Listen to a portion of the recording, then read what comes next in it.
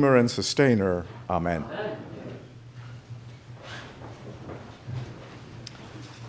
The gospel I just read, many of us are familiar with the Sermon on the Mount, and this part of Luke's gospel is described as the sermon on the level place, on the plain. And it shows the community of the followers of Jesus how to put the intangible concept of mercy into practice. And the level place is different from the Sermon on the Mount, which is much higher, about kind of the big picture, loftier values. And the Sermon on the level place is about kind of earthy, tangible death and decay and relationships that are death-dealing and decaying, and how we transform, particularly those relationships that are difficult to maneuver, relationships that perhaps in the past have harmed us, and our attitude to people who are different from us and maybe to the state and other religions, about how we navigate that. And this level place is not heaven. It is not the perfect community. But it is a place where the realm of God is breaking in. And the way in which we experience the realm of God is to learn how to practice mercy. How do we clear the way for this energy to flow into us and into the world? And Luke is giving some kind of photographs in Jesus' ethical teaching. And it's not a comprehensive list, but there's enough in the photographs that we know when we're in particular situations to apply those principles if we can, if we dare, and to help break in this new realm of God. And by doing so, we experience the mercy of God. We make this intangible something very tangible. And this energy, this mercy, repairs fractured relationships, and it offers hope for a shared and positive future, where energy is redirected from all the energy we put into maintaining the way it was, or the hurt that you did to me. That energy is transformed into something else. And I view reconciliation and forgiveness as a kind of doorway. It's a kind of doorway that we are invited to go through. Dare we go through it? Because it will be about our transformation. And so there's a part of forgiveness that's actually quite selfish, but it's also quite frightening, because we'd rather maintain our being as it is than to go through the door and be invited into a different kind of future. And that's the scary part, certainly for me.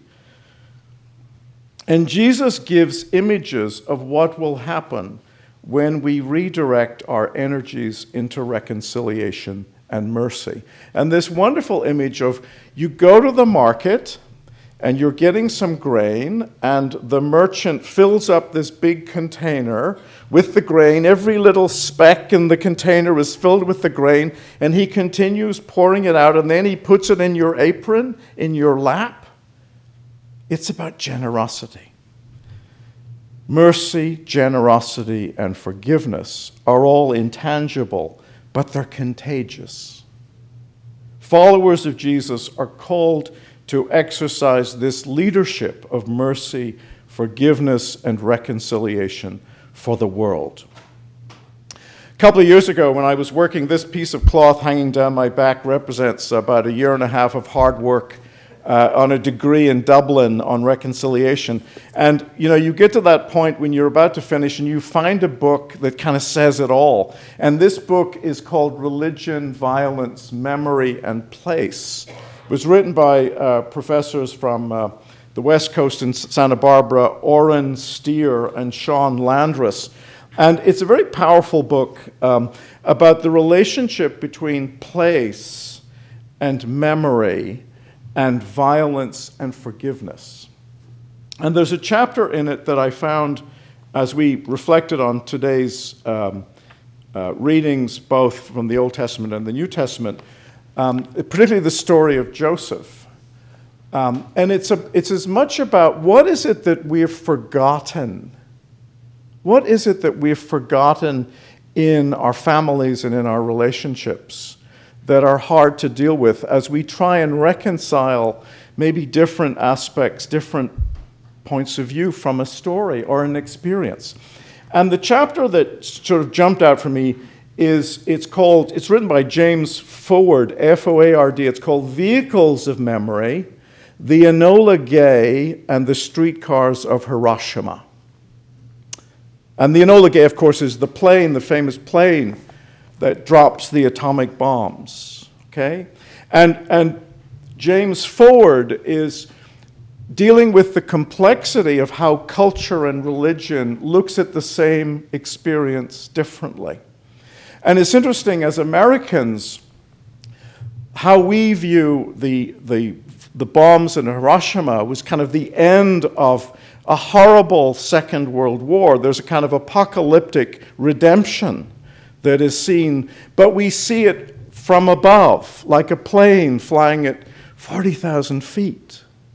And so our religion and our culture has shaped the way we Americans see this experience. Whereas the Japanese, if they're going to look at an object or a kind of way, a vehicle to describe what Hiroshima meant for them, it is streetcars. It is from the ground. And in fact, about 40 years ago, 40 years after the dropping of the atomic bomb on Hiroshima, there was a very important kind of memorialization of that difference, and there were something like 65 survivors who told their stories in streetcars and being on streetcars. And because the city was decimated and unrecognizable except for the tracks of the streetcars.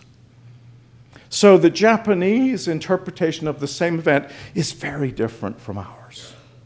And what was interesting, that Ford reports about when there was an attempt to bring those narratives together at the Smithsonian, 1985, there was going to be an exhibit where the Enola Gay would be placed in relationship to images and artifacts from Hiroshima. All hell broke loose. And it largely came from veterans, American veterans, that somehow those two narratives could not exist. And the exhibit was very controversial. The exhibit was downscaled on a kind of major way. And it showed us that, again, that reconciliation is very difficult because often there are hidden, unexplained things that maybe don't make sense to us, but that how does that... It's certainly in the story of Joseph, right? I love the story of Joseph because it is a kind of archetype of how to do reconciliation well. The brothers had no idea who he was. They didn't even know who he was. Here was a superstar who had succeeded at everything. He was a refugee, he was a nobody, and he became the #1 guy in Egypt. He provided food in the famine, the breadbasket of the world. Other nations were coming to Egypt. They didn't even know who he was. And he has to kind of jog their memory. The phrase is, "Come close to me. Here is my story." And he begins to tell the story. But he doesn't dwell on the fact that they sold him into slavery and they were prepared to kind of get rid of him. And there's a kind of... It's interesting that the man who was everything, the thing that he longs for most is relationship with his family of birth and his nation. It's very poignant. He is everything. He's a superstar. But there's something missing in his life that he needs. His brothers have come for food. They just want to get the next meal. They didn't plan on this trauma of dealing with their past. So it's a very powerful story. And again, it offers us a kind of prototype of how to do reconciliation well. And how do we look at the parts of memory or the experiences that maybe we've forgotten, right? How do we let that kind of percolate into a kind of transformation? And it's interesting, if you listen to what Joseph is going through, he talks about what they did to him, but then he talks about his own participation. You know, maybe he was a narcissistic pain in the ass. Maybe he deserved to be this awful event to happen to him. But he said, you know, it wasn't really your fault. Maybe God wanted me. This had to happen because God. So there was a kind of theological thinking out loud that there was something else at work. And so I don't want you to feel totally responsible for what happened. But that now we have a shared future. Not only have I done good in Egypt, but I've done something good for my family. And it's interesting that what's more important to him is that he has a prosperity and a future for his family in this story. Very profound. So I've just come back from Australia, 26 hours, I think, on a plane. So if the sermon is incoherent, I have a really good excuse. Judy Watson, there was an exhibit in Sydney. I think it was Sydney, either Melbourne or Sydney, I can't remember. But Judy Watson is a very famous Australian artist, and she had an exhibit called The Edge of Memory. So it's connected to this story as part of our readings today.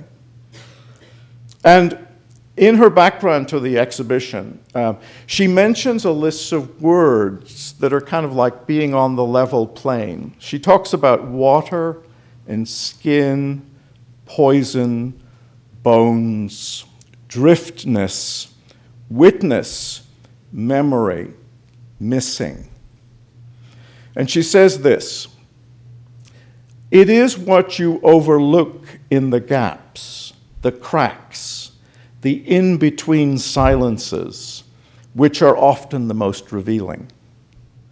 Those concealed history of place where past and present collide and coalesce. Art is a vehicle, she says, for interpretation and social change. It can be many things. It can be soft or hard, in your face, confrontational, or subtle and discreet. I try to choose the latter approach for much of my work, a seductive, beautiful exterior with a strong message like a deadly poison dart that insinuates itself into the consciousness without you being aware of the package until it has imploded and leaks into its contents. So at the core of Watson's practice is the tenuous balance between what is remembered and what is forgotten. And her work often highlights incidents and events that verge on the edge of memory. And so her work kind of reminded me, as I was putting this sermon together, it reminded me of the Steers and Landrus book, and how that reconciliation, and especially the reconciliation between Indigenous Australians and European Australians, is going on right now, and how art is very much a part of that. So let me talk a little bit, first of all, about the model of reconciliation that is going on in the Joseph story and how we might apply this in our own lives. And we've all, it's interesting how families, we're placed in families, and often being in a family is not an easy thing to be, right? Families are very complicated. There's always lots of tensions and maybe violence and things said and resentment and so on. And then how do we heal that? What I love about the Jewish scriptures is that the families that are presented are not whitewashed, spotless, perfect families. that in spite of themselves, there's a way in which their dysfunction continues to be healed and restored. So it's kind of hopeful. And the Joseph story is one of the many stories in the Old Testament where, people are abused and birthright is taken away, and horrible things are done by parents to children and siblings and so on. But there's a way in which, in the end, it works out. In the end, the family kind of comes through. And there's a book written many years ago by Bill Countryman, who's a professor at Church Divinity School of the Pacific in California. And he wrote a book on forgiveness. And he uses the Joseph story as the model. If you want to get into this business of reconciliation and forgiveness, how do you do it well? And part of that process he talks about is so often we want the reconciliation so desperately that we're prepared, not to talk about what happened. And he says that you actually have to, there's a strategic process in reconciliation that you have to follow. And he uses again the Joseph model. What Joseph did was to test his brothers to see if in fact they had changed in how they would deal with a situation. And he purposely accuses them of stealing some of his property so that he can take the youngest brother and hold him hostage. And so they would have to go back to their father and tell him, this guy is holding our youngest brother and blah, blah, blah. And what was interesting is that Judah, one of the brothers, when he's holding the youngest brother hostage, remembers what they did to Joseph and how it broke their father's heart. And so he said, our father couldn't possibly go through this again. So instead of keeping my youngest brother, I will stay in his stead. And that's the moment where Joseph breaks down and weeps, because he realizes that they have changed, that they have learned something. There's a kind of redemptive suffering in all of that. And so that means that message, when someone says to you, I'm sorry for what I've done, and if I had to do it again, I would do it differently, is the green light for reconciliation. Because there's no point in forgiving somebody if they're going to do the same thing all over again. There can't be reconciliation. So it's very strategic. And back to that image of the door, when we really enter into the process of reconciliation, we are going through a doorway where we're letting the old self die and all the resentments and all the stuff, and entering into a future that is uncertain. We are entering into a future that is uncertain.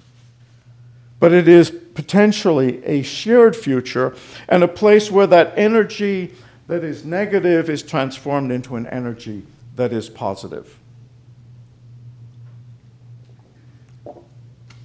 So I want to talk about, again, back to my experience in Australia, and a lot of what Judy Watson's art is doing in terms of reconciling the Aboriginal First Peoples experience in Australia with people who have come more recently. And while we were there, it was the anniversary of what is now known as the Great Apology, that the Australian government, a couple of years ago, apologized to the Aboriginal First Peoples around a horrible historical event which was called the Stolen Generations. And you may have read about it. You may know about it. But it was when many people in their 50s and 60s were taken away as children from their parents by the state. And they were placed in foster homes of white Europeans. And so this generation, you have this kind of huge displacement, this huge psychological, spiritual trauma that was instigated by the state. And people obviously thought they were doing some good. But the scar and the damage and this fraction between the indigenous people and those of European descent, that this particular story was an opportunity for truth-telling, again, using the Joseph model. You're not avoiding what happened, but you're not dwelling on it either. There's a way in which there is a shared future that you model and you move forward. And there is a very famous, you can go on YouTube and watch it, when the Prime Minister, Kevin Rudd, apologized formally to the First Nation people. It's very powerful to watch that. And you think about, the context in our own country right now. Every government building in Australia has the Australian flag on one corner and the First Peoples flag on the other. It's red and black with a yellow sun. Very powerful to see that we are living differently as a community. And I want to end with a part of his speech. And again, you will hear the Joseph model in the speech. And what a profound entering of a door for that country to go a whole different direction. Mr. Speaker, said Kevin Rudd, I move that today we honor the indigenous peoples of this land, the oldest continuing cultures in human history. We reflect on their past mistreatment. We reflect in particular on the mistreatment of those who were stolen generations, this blemished chapter in our nation's history. The time has now come for the nation to turn a new page in Australia's history by righting the wrongs of the past and so moving forward with confidence to the future. We apologize for the laws and policies of successive parliaments and governments that have inflicted profound grief, suffering, and loss on these, our fellow Australians. We apologize especially for the removal of Aboriginal and Torres Strait Islander children from their families, their communities, and their country, for the pain, suffering, and hurt of these stolen generations, their descendants, and for their families left behind. We say sorry. To the mothers and fathers, the brothers and the sisters, for the breaking up of families and communities, we say sorry. And for the indignity and degradation thus inflicted on a proud people and a proud culture, we say sorry. We, the Parliament of Australia, respectfully request that this apology be received in the spirit in which it is offered as part of the healing of the nation. For the future, we take heart, resolving that this new page in the history of our great continent can now be written. We today take this first step by acknowledging the past and laying claim to a future that embraces all Australians. A future where this Parliament resolves that the injustices of the past must never, never happen again. A future where we harness the determination of all Australians, Indigenous and non-Indigenous, to close the gap that lies between us in life expectancy, educational achievement, and economic opportunity. A future where we embrace the possibility of new solutions to enduring problems where old approaches have failed. A future based on mutual respect, mutual resolve, and mutual responsibility. A future where all Australians, whatever their origins, are truly equal partners with equal opportunities and with an equal stake in shaping the next chapter in the history of this great country, Australia. So I'm really inspired by that. And it is a way in which, on the level plane, that we are incarnating mercy and that we are demonstrating and transforming. And what a magnificent story the story of Joseph is. And that I hope that in your, whatever level plane you're on, in the flesh and blood, in the pain and the tension, that there's ways in which you are inspired to take the step through that door into a shared future. Amen.